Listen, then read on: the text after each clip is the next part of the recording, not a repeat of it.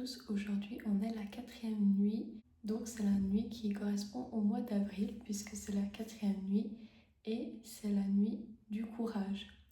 Bon, moi ce qui m'a frappée, c'est que c'est le signe du bélier, avril pour moi. Mars, on est encore avec les poissons et fin mars, on est avec les béliers. Mais pour moi, c'est vraiment avril pour les béliers et c'est tout naturellement que c'est une qualité du bélier, le courage. Donc on peut lui reprocher au bélier de foncer tête baissée, mais on peut pas lui reprocher qu'il est courageux malgré qu'il soit impulsif. Donc là je suis à la nuit numéro 4 et ce chapitre commence par... Alors les dates, on est le 23 décembre, demain soir c'est Noël et je ferai une vidéo normalement. J'espère que je puisse, mais je pense que ça ira. Alors au début de ce chapitre, on dit que l'hiver est associé à la dépression saisonnière, qu'on a de moins en moins de soleil et que ça devient vraiment pénible pour tout le monde qui est en Europe ou dans des endroits plutôt froids. Et ça vient raviver des peurs, on n'a plus très envie de sortir, etc. Donc le courage vient à ce moment-là. Là, il y a une réflexion sur le courage et justement, qu'est-ce que c'est? Et qu'est-ce que c'est d'avoir peur? C'est de maîtriser son courage pour aller au-delà des peurs et qu'on le vit au quotidien, par exemple, pour un entretien d'embauche. Je trouve que les réflexions sont intéressantes. Les questions par rapport à la nuit du courage dans ce livre, elle parle de est-ce qu'on a eu l'impression de manquer de courage cette année? Dans quelle situation? Et on parle des peurs. De quoi avez-vous le plus peur? Et je trouve aussi une réflexion intéressante, c'est selon la loi d'attraction, c'est ce que nous pensons le plus qui a les réelles chances de devenir réalité. Pensez-vous attirer plutôt ce que vous désirez ou plutôt ce que vous craignez? Et je trouve que c'est une bonne piste de réflexion, car souvent on attire ce qu'on craint. Si on a peu d'estime de soi, si on a des peurs justement financières ou autres. Souvent les peurs, je trouve, c'est très lié à l'argent puisque c'est notre moyen de survie. Si on n'a pas d'argent, on est très vulnérable, on peut mourir au final. Donc je me suis dit aujourd'hui et ce soir, qu'est-ce qu'on pourrait faire par rapport à cette dépression saisonnière qui nous guette un peu tous pendant l'hiver, qui est des longues nuits froides, sans soleil, même la journée, et des fois avec le travail, on ne voit pas trop la lumière parce qu'on est enfermé aussi. Donc je me suis dit on pourrait faire un sigil avec l'intention de rayonner pendant l'hiver. Alors ici, je vais mettre je rayonne dans l'hiver. Dans le sens, vous devez bien imaginer que vous émanez de la lumière ou vous avez de l'énergie. Si pour vous, ça vous parle plus de dire je retrouve de l'énergie, le tout c'est de ne pas mettre de négation, de mettre quelque chose au présent et comme si c'était déjà un peu comme vous écrivez pour la manifestation en fait. Vous pouvez mettre j'ai de l'énergie, je trouve la lumière en moi. Aussi, si c'est abstrait, c'est bon. Si c'est métaphorique, ça doit vous parler aussi inconsciemment.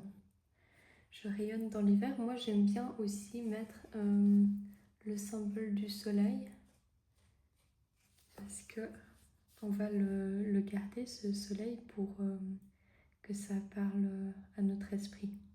Ensuite, on va enlever, j'espère que vous voyez bien, je vais zoomer un petit peu. Vous allez enlever les voyelles.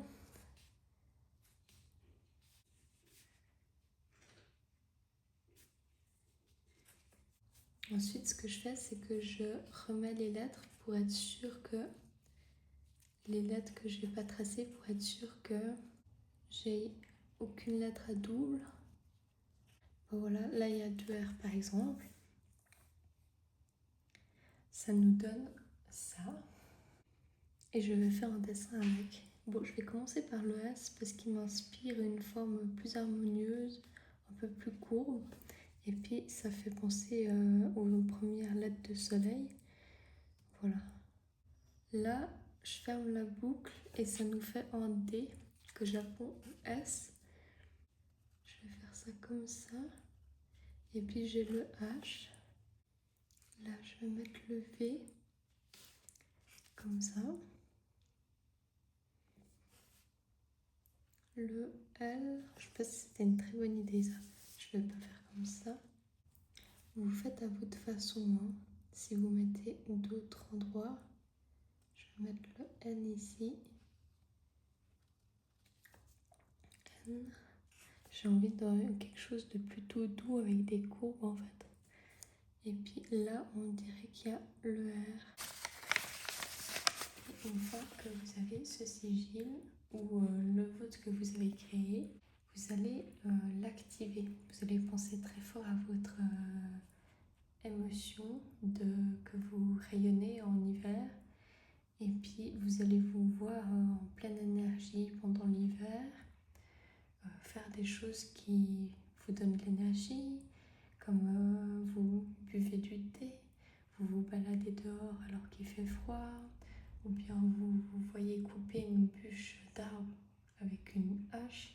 Ça symbolise la force. Des choses comme ça qui vous vient à l'esprit et qui, dans votre inconscient, qui vous dit que vous êtes énergique, même en hiver. Là, je vais me concentrer sur mon intention, l'émotion, et je vais comme la transmettre à l'intérieur. Alors, vous prenez le temps que ça veut, que ça doit prendre. Ça peut prendre du temps. Moi, je vous conseille de prendre votre temps, mais j'avais envie de vous transmettre quelque chose qui m'est venu. En fait, l'idée, quand je me suis connectée à ce sigil, je me suis dit c'est dommage, j'ai pas mis des rayons de soleil, etc. Mais en fait, j'ai vu ça, ça m'a fait penser à des graines, à des feuilles. C'est pour ça peut-être que je voulais quelque chose de plutôt rond. Et ça symbolise un peu les feuilles, la nature, etc. Disons que c'est des graines ou une tige qui pousse et elle est sous la terre. Imaginez que c'est l'hiver et que ça continue à pousser votre tige, que vous avez l'énergie de pousser, même si on ne voit pas, que ça va sortir de la terre. Donc ce sigil, il est très fort au final, je suis contente. Symboliquement, je l'ai fait très intuitivement et ça fonctionne. Alors maintenant, soit vous avez la possibilité de le garder un peu sur vous. Par exemple, j'allais dire sous votre oreiller, mais si c'est énergique, un sigil énergique, ça ne va pas vous calmer pour dormir. Donc vous pouvez le mettre par exemple sous votre tasse de café ou de thé le matin. Vous pouvez le mettre à un endroit où vous voyez souvent, où vous prenez votre petit déjeuner le matin au réveil, où vous vous réveillez en fait, où vous commencez à avoir de l'énergie.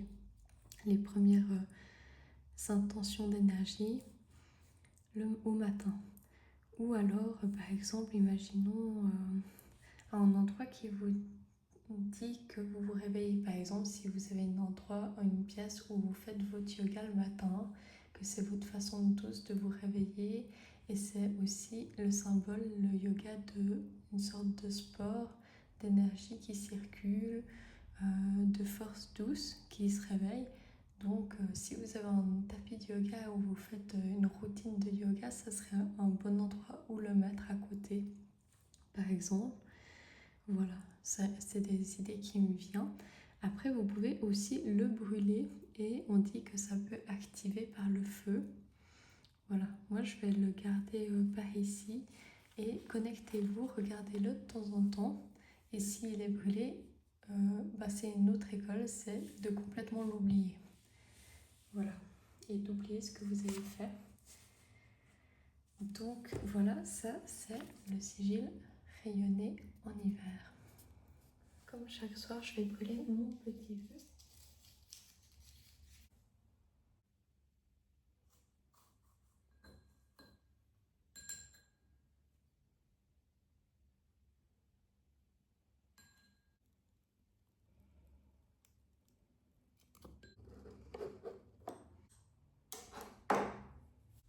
Donc voilà pour ce soir, on se retrouve demain soir. Je pense que c'était un vlog court.